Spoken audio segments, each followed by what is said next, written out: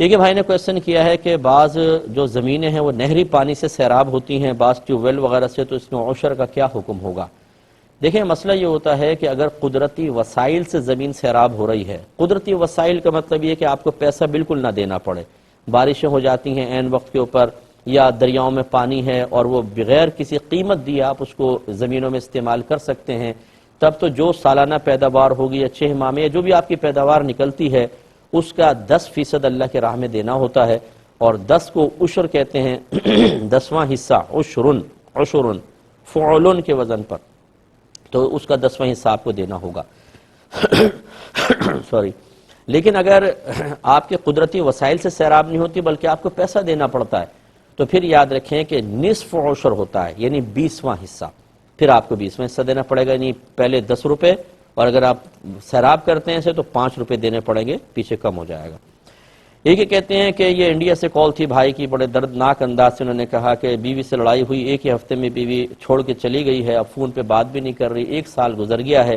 اور میری ماں بوڑھی ہیں، انہیں کھانا پینا دینا ہوتا ہے اور مجھے سب کچھ خود کرنا پڑتا ہے، بھائی بہنوں نے چھوڑا ہوا ہے، میرے پاس ماں کو چھوڑا ہوا ہے، تو میں بہت پریشان ہوں، کیا حکم شرع ہوگا؟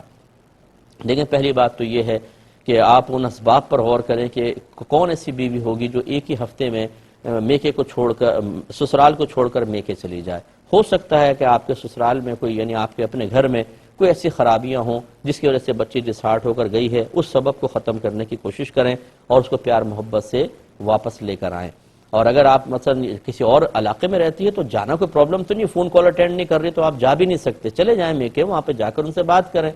دوسری بات اچھی طریقے سے یاد رکھیں کہ اگر کوئی بچی اپنی ساس کو اپنی ماں سمجھتے ہوئے خدمت کرے، یہ بہت اچھی بات ہے، سعادت کی بات ہے، اللہ تعالیٰ اس کو بہت جزائے خیر عطا فرمائے گا۔ لیکن یہ بھی شرعی مسئلہ ہے کہ بہو کے اوپر ساس کی خدمت کرنا کوئی فرض واجب نہیں، یہ بچوں پر واجب ہوتا ہے، آپ پر واجب ہے، آپ کے بھائی بہنوں پر واجب ہے کہ اپنی ماں کو سنبھالیں اور ان کے لیے انتظام کریں۔ آپ بیوی سے ریکویسٹ کر سکتے ہیں، اسے فورس نہیں کر سکتے، تو اس لیے یہ کہنا کہ جی وہ آ کر میری ماں کی خدمت کرے، مجھے خود کرنا پڑ رہا ہے، تو وہ آپ کی والدہ ہیں، اس کی والدہ نہیں ہے، آپ کو تو خدمت کرنی پڑے گی، آپ پہ فرض ہے اپنی محتاج ماں کی خدمت کرنا۔ لیکن اپنی زوجہ کی وہ اگر آپ یہ سمجھ رہے ہیں کہ وہ گناہگار ہو رہی ہے میری ماں کی خدمت نہ کر کے اور واپس نہیں آ رہی، تو یہ آپ کا مطالبہ درست نہیں ہے۔ ہاں اس سے ریکویسٹ کر سکتے ہیں، اور ہم عموماً بچیوں کو یہ کہتے ہیں کہ اپنے ساس سسر کو اپنے والد اور والدہ تصور کریں، اور بالکل یہ سمجھیں کہ اگر آپ کی بھابھی ہوتی اور سامنے آپ کے ماں باپ ہوتے تو آپ اپنی بھابھی سے اپنے ماں باپ کے لیے کس رویے کی توقع رکھتی،